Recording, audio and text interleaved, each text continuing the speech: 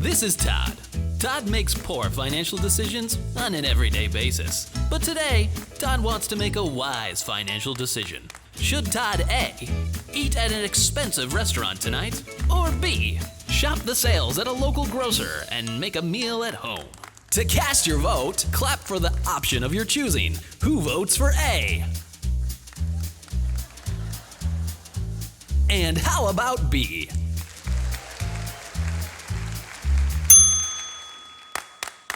Todd enters the grocery store and realizes he's never actually bought groceries before.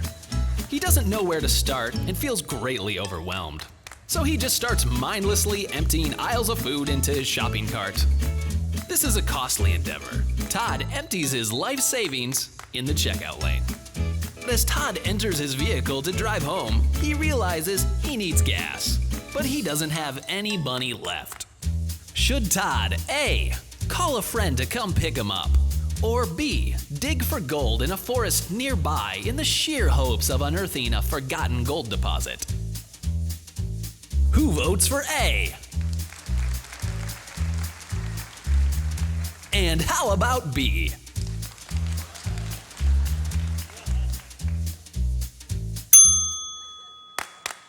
In a panic, Todd calls his friend Dwayne "The Rock" Johnson to come pick him up. What Todd doesn't realize is that Dwayne is currently filming an upcoming action thriller on location at an active nuclear power plant. As Dwayne rushes off to pick up Todd, he accidentally presses the self-destruct button and... Oh, Todd.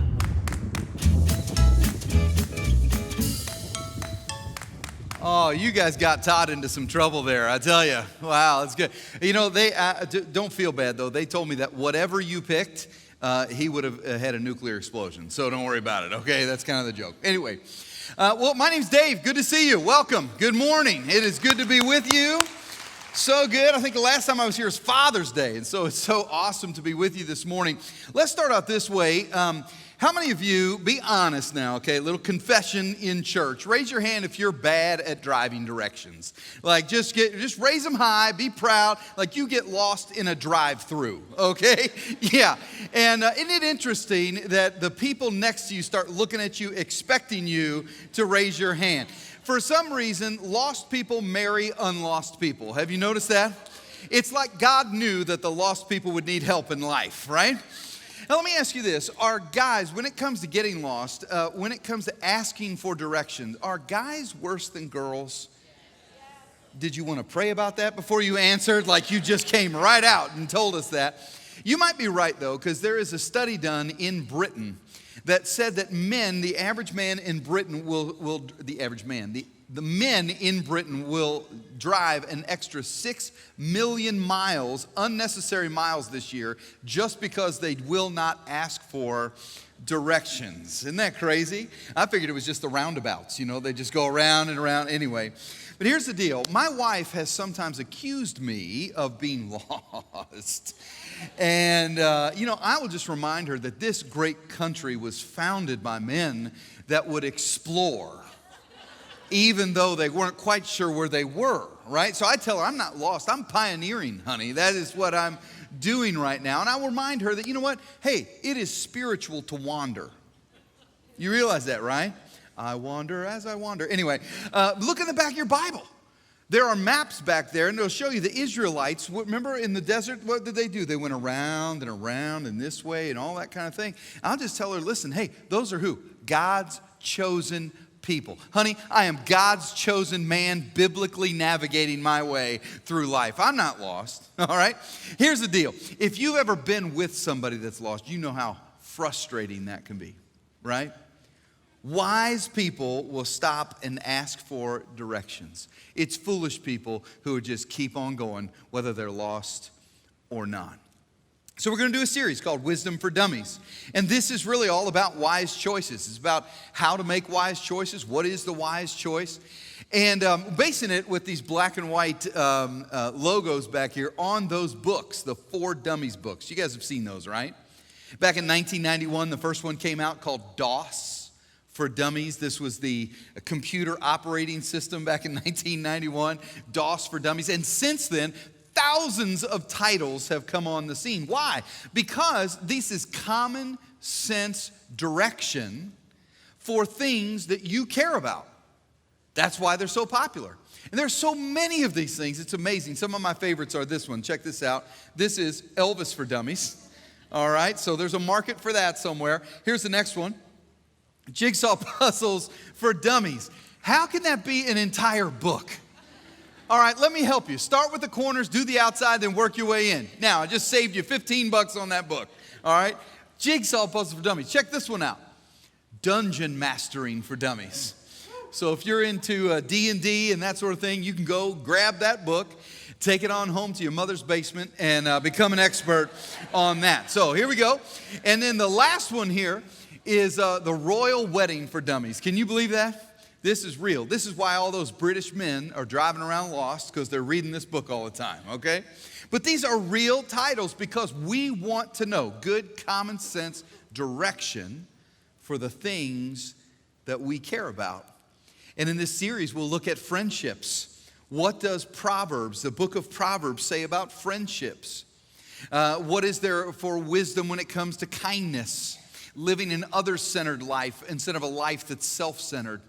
And what about my schedule? What about margin? What about the importance of slowing down? Will Proverbs, this book that we're going to study together in this series, will it have something to say about that? And we're going to look at that over the next few weeks. But today we entitled it just generically, Wisdom. And the reason is because before we look at all this common sense for other things, all this direction, we need to ask ourselves, do we even care to follow God's wisdom? Like, if we knew what God's wisdom was, would we even follow it, or would we continue on just being lost? Because sometimes when I'm lost, I don't want to hear about it. You know what I'm saying? Here's the thing. Andy Stanley wrote a book called The Principle of the Path. He made 3 observations about lost people. He said, 1, people that get lost always do it by mistake. And you notice that, right? Nobody schedules, nobody gets lost on purpose. You don't make a schedule and say, hey, you know what? After work today, I'm gonna go pick up some milk at the store. I'm gonna take Johnny to his music lessons, and then on the way home, I'm gonna get completely and utterly lost. Like, you don't plan that. It just happens by mistake. Second observation about lost people is that they don't really know when they got lost. Am I right? I mean, you're not just driving along and just in an instant just go, wait a second, I just got lost. Like, go back 10 feet. Okay, good. All right, now we're good, all right? No, we don't know when it happened. It occurs to us that we are lost and we've been going the wrong direction for a time. Do you know what I'm talking about? Therefore, consequently, we have a time period where we are moving forward confidently, like we know where we're going, but we are, in fact, lost. Hold on to that for a little bit. The third observation that we'll notice is that you can't make the wrong road take you to the right place. You know what I'm talking about? You can't make the wrong road take you to the right place, no matter what your intentions are. In other words, if you intend to go to Florida, I mean, your heart is in it. You believe it so much that you want to go to Florida, and you pack up your swimsuit and you pack up your goggles and you get your sunscreen, you get all the kids together and you pack up the car and you head over to 23 and you head north. You're not going to go to Florida. And if somebody says, no, wait a second, what, are you sure you're going the right way? And you say, no, I believe that this is the right direction. Guess what? You're still not going to Florida. All right? It's just not going to happen. Watch this. Direction, not intention, determines destination. Can I say that again? Direction, your direction that you're headed, not your intention. How much you believe something, what your heart wants to be true, whatever. Not your intention determines your destination. And have you figured out that I'm not just talking about driving in a car and hiking? That today I'm going to talk to you about that this principle applies to almost every area of your life. Direction, not intention, leads to your destination. That's true with your marriage. You want to have a happy marriage? You know what? Let's apply this principle. It applies to parenting. if you want to get your kids to where you're hoping that they're going to go, that destination someday, then it's not just going to be about what you want to be true, it's going to be the direction in which you parent them. It's the same with your finances. It's the same with your vocation and your career. It's the same with your education. Direction, not intention, leads to your destination. And this is so important because if we get this wrong, then it leads to regret. And I hate regret. I'm honestly just kind of tired of regret. I'm tired of the conversations that we're having over and over and over again. Maybe it's just my role, my job. But the conversations about, hey, I'm bankrupt and feel horrible about this, or hey, we're getting a divorce and I feel horrible about this, or my partnership's gone bad, my kids have gone wild, I'm in custody battles and lawsuits, and I just have so many regrets, and if I could just go back and do it over again, I know now, with what I know now, I would do it so much differently. And regret is that moment that you're realizing that you're not only lost, but that you don't have the ability to go back. That the road trip of life has one tank of gas. We only get one shot at life. Now, praise God for Jesus, because you get forgiveness with him, you get redemption with him, he can make all things new. It's amazing. But here's the deal. When it comes to this principle, when you make that wrong turn, the wrong road will never take you to the right place. All right, let's get a little more clear on this. We're going to look at a specific path that Solomon, King Solomon, the wisest man that had ever lived, God said, in Proverbs 7, he's going to look at a specific path of a young man. And we're going to use that to learn some things about this principle and about wise choices.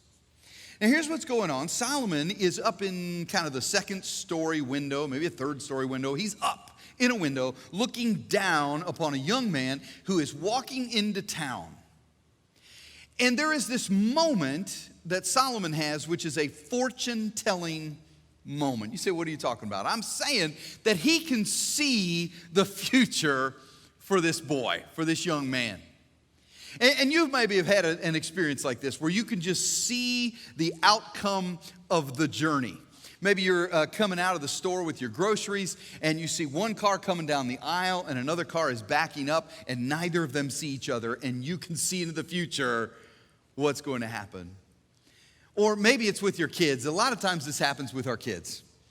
We see them stepping up to get ready to do something. We watch them begin to make a decision, and we can see the outcome of that decision. It's a little fortune-telling moment, maybe something like this. Hopefully not that extreme, but you know what I'm talking about. Just that moment where you can kind of see. And that's what Solomon is got. This moment where he can see what's going to happen. Watch how this plays out. At verse 6, he says, "At the window of my house, I looked down through the lattice, and I saw among the simple, I noticed among the young men, a youth who had no sense." Just tells it like it is. Boy had no sense. He was going down the street near her corner. Oh, okay. So this is a known corner in town, walking along in the direction of her house. Okay, everybody knows she lives there. At twilight, as the day was fading, as the dark of night set in. And so he's going to her area of town, near her house, at the time of day when bad things begin to start happening. This boy is coming into a place and he's getting ready to experience an event. And from his perspective, it's just an event. It's just one time. It's just a one-time thing. But from Solomon's perspective, he understands, because he's older, he's wiser, he understands that every event leads to another what? Event. Which leads to another event. Which leads to another event, which eventually becomes a path, a road, a direction. And it's your direction, not your intention, that leads to your destination. And Solomon is watching this kid, and he's kind of like, ah. It goes on. Then out came a woman to meet him, dressed like a prostitute and with crafty intent. She is unruly and defiant. Her feet never stay at home. Now in the street, now in the squares, at every corner she lurks, she took hold of him and kissed him. And with a brazen face, she said, today I fulfilled my vows and I have food from my fellowship offering at home. She's basically saying, hey, relax, good Jewish boy. I'm religious too. I did my work at the temple. I got my religion out of the way, so let's get to it.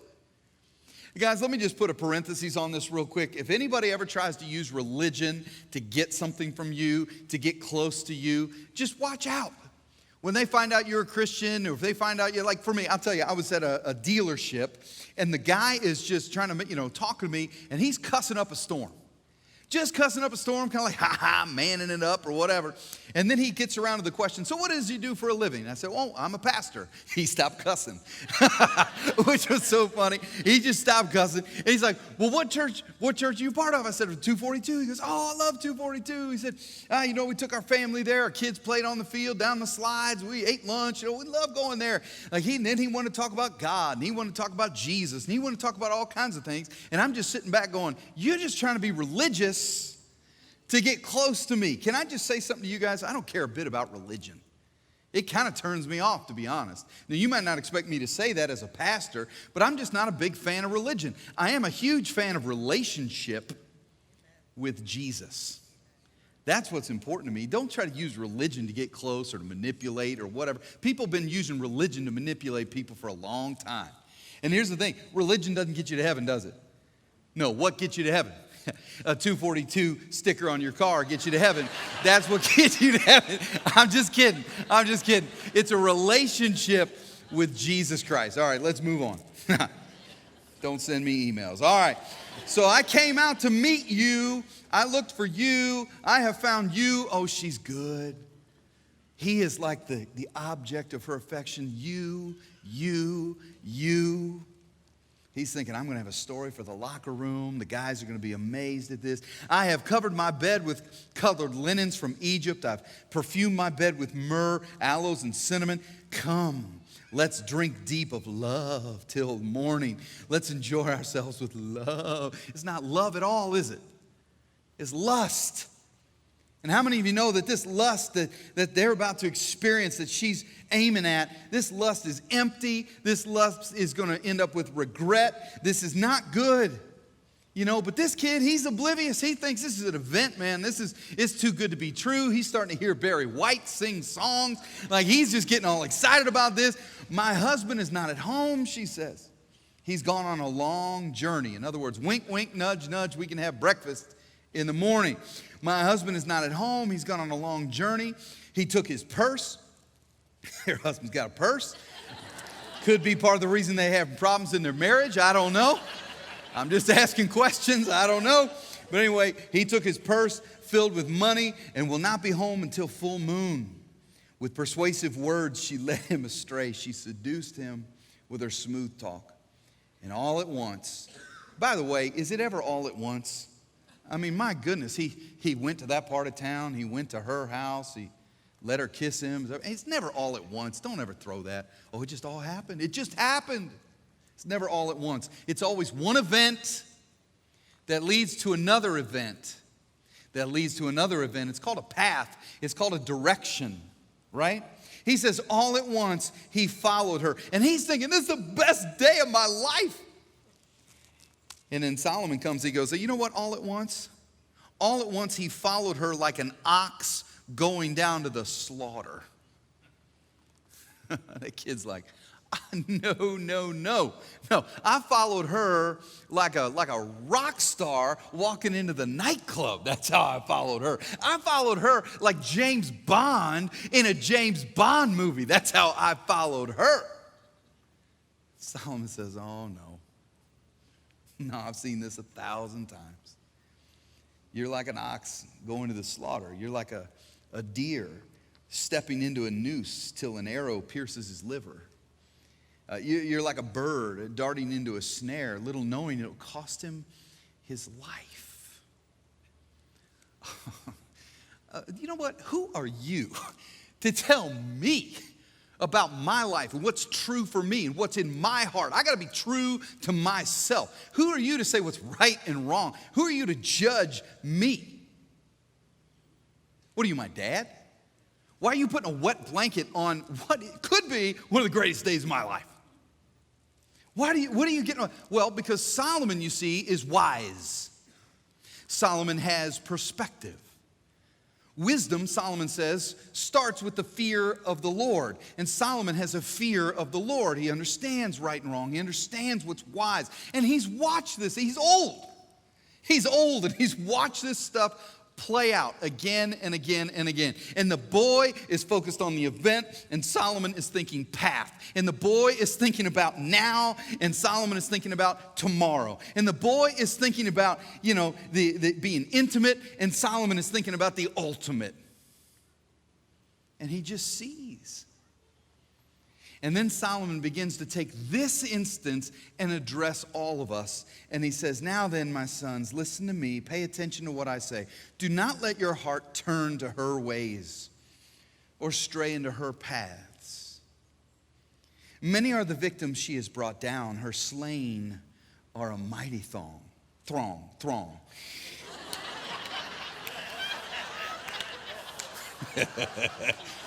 I don't know what you heard. That's you hearing something. I didn't say anything. You heard something. But he's saying, this is so predictable. It's so predictable. Look what he says next. Her house is a highway to the grave, leading down to the chambers of death. He has a fortune-telling moment. He can see it. And your kids have come to you and said things like, okay, yeah, I know it's exam week, but I can stay up late playing video games all week long. And you're like, no, you can't. And they're just going, well, okay, you show me in the Bible where it says I can't stay up past 11 o'clock. And you're going, I don't know, Second Opinions 4:13. It says, you got nothing. But from your perspective, you're just going, it won't work. I'm just telling you. And they're focused on right and wrong, and you're focused on, it's just not going to work. They're focused on the now. You're focused on tomorrow. And they come and they say, yeah, I'd like 3 burritos and Mountain Dew and some spicy chips before cross-country tryouts. And you're going, no. And they're going, hey, who are you to judge me? Who are you to tell me what's right? And you're just going, well, I don't know. I'm a little older. I'm a little wiser. I fear the Lord. I've watched people go through this path. And I understand that an event always leads to an event that always leads to an event. It turns out it's a direction, it's a path. And we look at our kids that way, and it makes me wonder, I wonder if God ever looks at you that way. Or me that way. Like, I wonder if sometimes we're the kid in the street and God's the one up in the window. And we say, I want our family to just laugh together, to enjoy vacations together. I want to be family-centered, be strong, and so I am going to work all the time. And God says, no, that's not, no. And we're like, okay, you show me where in the Bible it says I can't work hard. Because the truth is, the Bible says you're supposed to work hard. I want my kids to respect me. I want them to come home for advice. I want my family to be strong. So I'm just going to spend a lot of time with my drinking buddies. Hey, you tell me where it says I can't hang out with people or drink a beer. You tell me where it says I can't do that. It doesn't say that. I want to lose weight. I want to be thin, so supersize it. You tell me in the Bible where it says you can't have a large fry.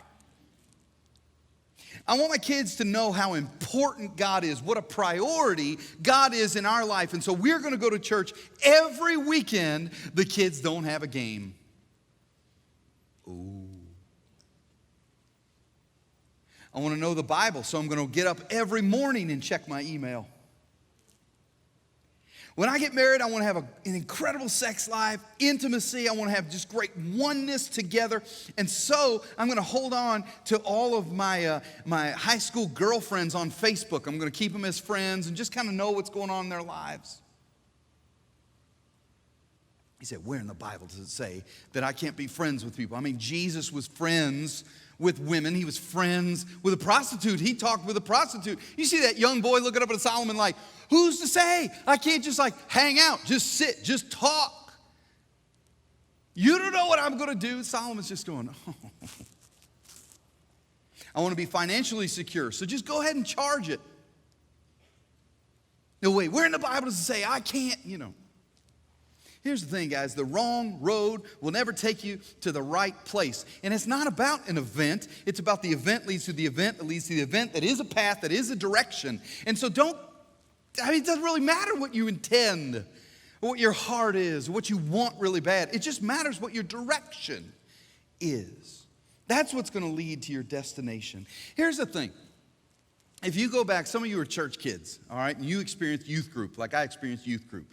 I was 15, 16, 17 years old when I started dating girls, and I was in church, right? And so I had that going on. If you go back to our youth group right now, and they're 16, 17-year-olds, and they're getting together, and they're flirting with opposite gender, and they're getting into that. It's natural. It's the way it is. And I'm telling you, if you were a youth pastor back there or one of the youth workers, you would hear a question over and over again. Now, if your parents, sorry to break it to you, but the question that they're asking is, how far is too far? Now, that can either scare you to death. I don't think it should, okay? What we should be is excited that they actually care not to go too far. Are you with me on that? Like, praise God that they're even saying, hey, where is God pleased? I don't want to mess that up. But I'm telling you, there's something about that question that they ask and that we ask. How far is too far? Can I go this far? I want to get as close to the edge of the mountain. I don't want to fall off the mountain. I just want to get as close to it as possible. In other words, I want to go this direction away from God as far as I can go. And then at the last minute before I sin,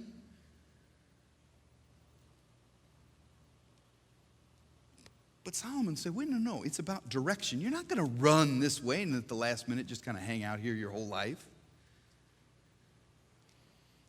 You remember what Jesus said? Jesus said, you have heard it say, do not commit adultery. That's the law. But I tell you, in other words, you have heard it said, don't commit adultery. But I tell you, even if you look upon a woman with lust in your heart, it's like you've committed adultery with them already. And so Jesus then defines for us that sin is not so much about destination, but direction. What is the direction of your heart? And it could be that the question that those youth kids are asking, how far is too far? What's right, what's wrong? What's right, what's wrong in every situation? What's right and what's wrong with Pokemon Go? What's right, what's wrong with Facebook? What's right, what's wrong with, complicated business deals? Oh, does the Bible speak to every circumstance you will ever face in life as to what's right and what's wrong? Or is the better question not asking what's right, what's wrong, what's right, what's wrong, but to ask what is the wise thing to do? Oh, that will work in every situation, I am telling you. In light of my past, what is the wise thing to do? In light of the principles and example in the Bible, what's the wise thing to do? In light of the experience of the church, in light of all kinds of other peoples that fear God, in light of their experience, what's the wise thing to do? In light of where I ultimately want to be, what's the wise thing to do? That, my friends, is the question to bring to the book of Proverbs. And that, my friends, is a question to bring to life. Sin's not so much about destination, it's about the direction of your heart. Here's the deal. Has someone recently come to you and said, hey, I'm a little nervous about this direction in your life? Did you blow them off? Did someone come to you and say, hey, I wonder if you might think about this, and you just think, well, I'm smarter than you are? Have you ever in your life said, you know what, I'm going this way, and I know everybody else is, this has destroyed them, but I'm going to get through it. It's going to be fine. Do you understand what I'm saying? In other words, is the path that you're going on taking you where you ultimately want to be? If direction, not intention, determines destination, then what is your direction morally? What is your direction financially? What is your direction in your marriage? And then let me encourage you with this. Do you need to make a course correction? Because let me encourage you with this. Anytime you're driving down the road and you're lost and you realize it, I mean, how many of you just go, let's just keep going? Or when you're lost, have you ever gotten on a highway and gone like completely the wrong direction? And you're just like, oh my goodness, I have just been going like 2 hours south when I'm supposed to be going north.